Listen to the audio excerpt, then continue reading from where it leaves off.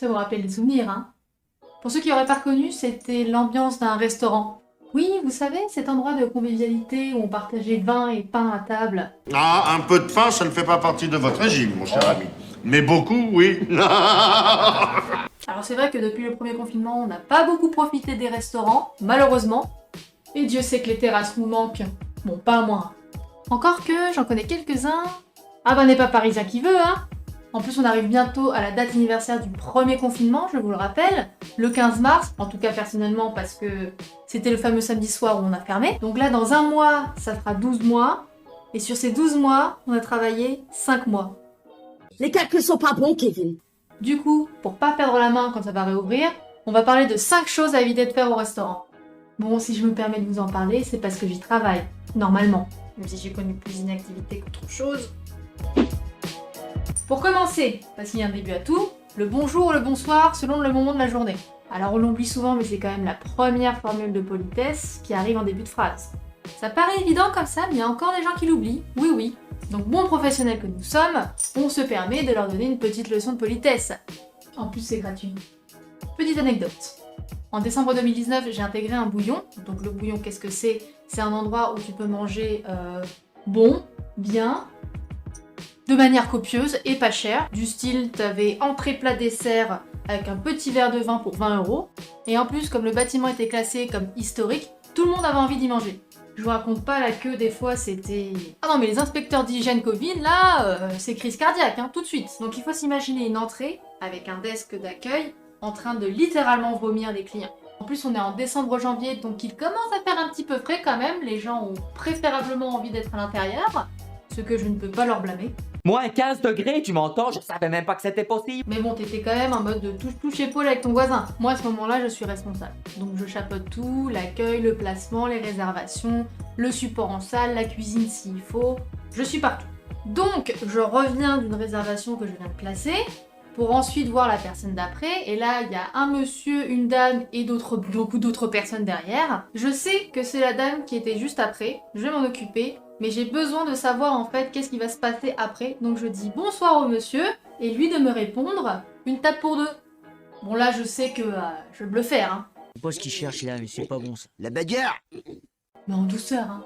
Donc j'insiste, je recommence. Bonsoir. Une table pour deux. Ah non mais toujours pas hein. Pas compris.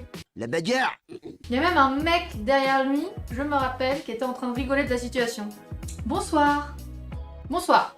Une table pour deux. Enfin, j'ai le bonsoir. Bon, j'ai pas eu droit au s'il vous plaît, mais on va se contenter de ce qu'on a. Et je lui réponds, très bien, je m'occupe de madame d'abord, donc je vais l'installer, je reviens, et il est plus là. Du coup, il aura pas pu profiter d'un repas à 20 €, mais il aura eu droit à une leçon de politesse gratuite. Aller s'installer seul ou par extension dépasser le point d'accueil. Du coup en plus ça fait un peu écho au premier point parce que du coup ces gens qui se sont installés tout seuls ne se sont pas présentés, n'ont pas dit bonjour. Donc quand on a envie d'être un connard fini, bah on vous ignore. Jusqu'à ce que vous nous fassiez signe. Pourquoi c'est plutôt énervant pour les professionnels? Parce que de 1, vous vous présentez pas, et parce que de 2, vous choisissez votre placement tout seul. Alors je dis pas, il y a des endroits où le placement est assez libre, mais à partir du moment où tu t'es manifesté quand même. Donc ce qui nous énerve, nous, quand on s'occupe du placement, c'est qu'on est quand même là pour optimiser l'espace. On est là pour optimiser les places, et aussi parce qu'on sait où se trouvent les réservations.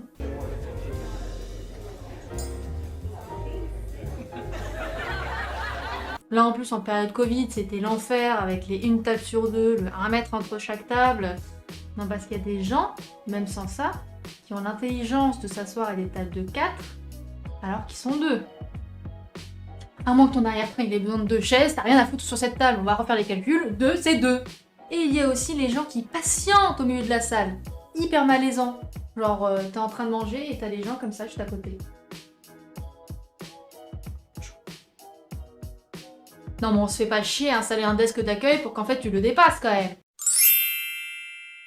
Si mon contenu te plaît, comme il m'a plu de le faire, et que les restaurants te manquent en plus, n'hésite pas à t'abonner. Ah et si t'as des anecdotes à partager, n'hésite pas à les laisser en commentaire. S'installer une table sale. Une table sale. Il faut m'expliquer. Non mais j'ai essayé de comprendre, hein, ça n'a aucune logique. Hein. Il y a certainement un traitement qui existe. Alors je vous arrête tout de suite, je parle pas de la table sale qui est la seule disponible sur la terrasse, mais la seule table sale sur toute la terrasse. Du coup, un jour, j'ai fait un test, il y a 2 étrangères qui viennent me voir pour me demander de s'installer. Je leur propose cette table propre, cette table propre, cette table propre. Qu'est-ce qu'elles font? Celle-là. La seule table sale! Merde! Du coup, je leur explique. Bah non, celle-ci, elle est sale, je vais vous installer là, elle est déjà prête au moins. D'accord. Non, mais je sais pas, vous installez pas une table sale chez vous, que je sache, non? Du coup, je sors cette même réplique aux gens et ils me disent ah bah oui. Ah bah oui, fais-le ici aussi alors. Une fois, il y en a une qui a osé me dire vous allez venir ici de toute façon. Oui, mais peut-être que j'avais pas prévu de venir tout de suite, sachant que la table juste à côté est propre. Bref. Se lever pour aller payer. Alors ça, c'est à temporiser parce que du coup, selon les restaurants, ils vous invitent en effet à aller à la caisse centrale. Mais ça concerne surtout les petits restaurants où il n'y a pas autant de surface, quoi. Non, là où il faut se poser la question, c'est quand vous êtes dans un grand espace avec beaucoup de tables, où là, mettre une caisse centrale, c'est quand même assez problématique pour les serveurs. La problématique, ce sont les déplacements. Ça fait beaucoup trop d'allers-retours. Sur un service du midi, t'as pas le temps. Pendant ce temps-là, tout le monde est speed. Même les personnes lentes deviennent speed. Tout le monde court. Du coup, il ne faut jamais hésiter à poser la question. Ce ne sera jamais une question conne.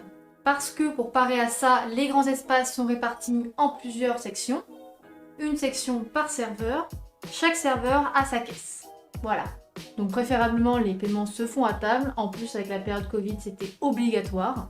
Pareil, si vous êtes pressé, il faut jamais hésiter à le dire. Et en plus, si vous voulez nous rendre service sur ce point, n'hésitez pas à dire quel moyen de paiement vous voulez régler. Bon, c'est vrai que généralement, c'est la carte, mais on sait jamais, parce que des fois, ils n'ont pas forcément leur caisse avec eux, ou le TPE non plus. Terminal de paiement électronique. Alors je sais, il y en a qui vont me dire « Oui, mais des fois, si on se lève, c'est parce qu'ils ont oublié l'addition, hein !» Alors oui, ça arrive, on peut oublier des actions dans notre chemin. Mais là, j'ai pas de solution miracle. Dernier point, et pas des moindres, le partir sans payer. Ou ce qu'on appelle plus communément entre nous, le PSP. Grand ennemi de nos caisses et de nos pourboires. Alors oui, comme ça vous semble logique, mais il est important de le rappeler parce que ça arrive encore. Alors vous allez très probablement me dire « Oui, mais les restaurants ont des assurances pour ça. » Alors oui, mais j'en ai pas rencontré une qui l'ait utilisée. Bah oui, la plupart des gens se disent c'est l'établissement qui va payer. Mais non, c'est vraiment le serveur qui va payer. Soit sur sa paye, soit sur ses pourboires, soit sur les pourboires du pot commun, soit sur sa caisse qu'il a emmenée au début de la journée. Et quand l'addition elle peut monter jusqu'à 70 €, très clairement t'as pas envie. Donc je vais recontextualiser le parti sans payer avec des exemples, parce que c'est du vol. Oui, du vol. En plus d'être du vol, c'est du non-respect au travail fourni en salle, fourni en cuisine, sur les produits achetés et transformés. Franchement, autant cracher à la gueule des salariés tout de suite. Je vais prendre un autre exemple. C'est comme si vous alliez en boulangerie, que vous lui disiez bonjour, que vous lui preniez sa baguette, que vous lui disiez merci, et que vous partiez. Ça n'arrive pas, on est bien d'accord. Peut-être au moment de rush, je ne sais pas, je ne connais pas les dessous de ce métier. Moi, on m'a reporté des faits dans le dernier restaurant où les gens s'étaient levés pour aller voir la serveuse, pour en fait payer, et comme elle les a pas reconnus, leur a dit au revoir. Eh ben qu'est-ce qu'ils ont fait? Bah ils sont partis. Heureusement qu'il reste encore des gens honnêtes. Déjà que ces moments étaient très difficiles, profiter de la négligence de la serveuse, pas top.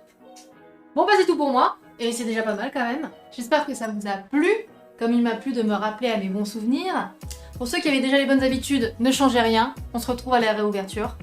Et big up à tous les collègues. Vas-y, abonne-toi, je te regarde. Vas-y.